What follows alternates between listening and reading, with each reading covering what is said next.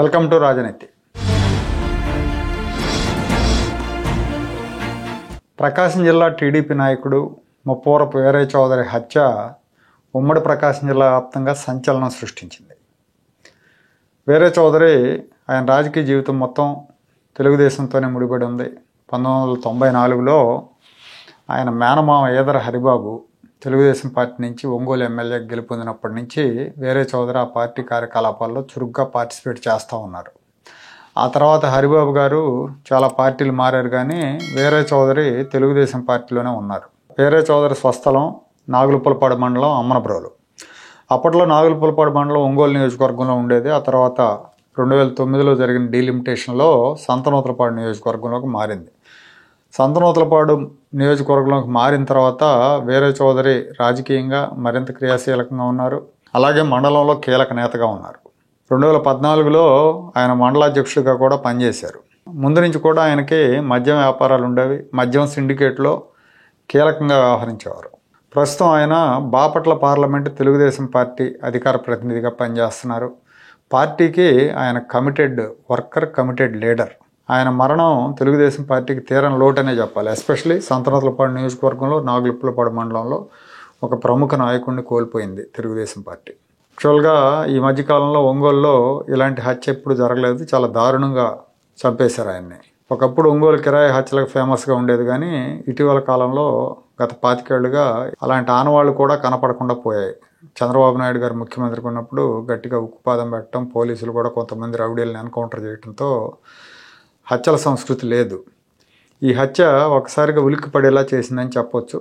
అయితే ఇది రాజకీయ హత్య, వైసీపీ వాళ్ళు చేశారని కొంతమంది తెలుగుదేశం తమ్ముళ్ళు సోషల్ మీడియాలో అక్కడ ఇక్కడ ఆవేదన వ్యక్తం చేస్తున్నారు. ఏంటి, తెలుగుదేశం అధికారంలో ఉండి కూడా తెలుగుదేశం నాయకుడిని చంపేయటం ఏంటి అని ఆవేదన వ్యక్తం చేస్తున్నారు. వాస్తవానికి ఇది రాజకీయ హత్య కాదని పోలీసులు చెప్తున్నారు, అక్కడ మీడియా వాళ్ళు కూడా చెప్తున్నారు. వీరయ్య చౌదరికి లిక్కర్ సిండికేట్లో గొడవలు ఉన్నాయి. బెల్ట్ షాపుల విషయంలో లోకల్గా తెలుగుదేశం నాయకులతోనే ఆయన గొడవలు ఉన్నాయి. అలాగే ఇటీవల కాలంలో రియల్ ఎస్టేట్ వ్యాపారం చేస్తున్నారు. హైదరాబాద్లో, బెంగళూరులో, కందుకూరు నియోజకవర్గంలో, రామాయపట్నం దగ్గర పోర్టు వచ్చింది కాబట్టి ఆ ప్రాంతంలో భూములకు విపరీతంగా ధరలు పెరిగినాయి. ఇటీవల పోర్టుతో పాటు BPCL ప్రాజెక్ట్ కూడా వచ్చింది.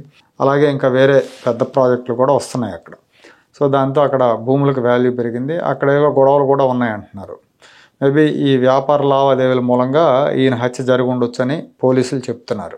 కాబట్టి అంటే జనరల్గా ఏంటంటే అక్కడ ఉన్న వాళ్ళకి, స్థానికంగా ఉండే వాళ్ళకి, లేదంటే ఆ జిల్లా వాళ్ళకి తెలుస్తుంది, కానీ ఇది ఏ కారణంతో జరిగింది అనేది బయట ఉండే వాళ్ళకి తెలియదు సహజంగానే. దాన్ని బట్టి వాళ్ళు కొంతమంది పొలిటికల్ మర్డర్ అనుకుని ఉండొచ్చు. అయితే ఇది రాజకీయ హత్య కాదు అంటున్నారు.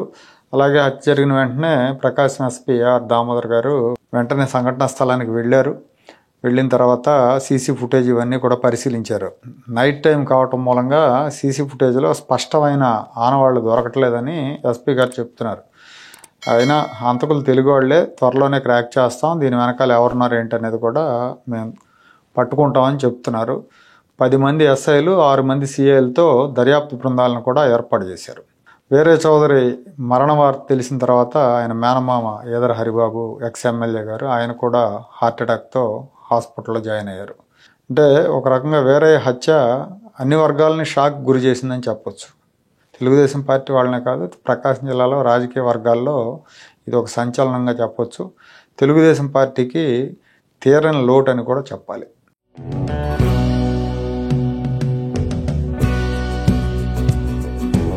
Like, share and subscribe to Rajaniti channel.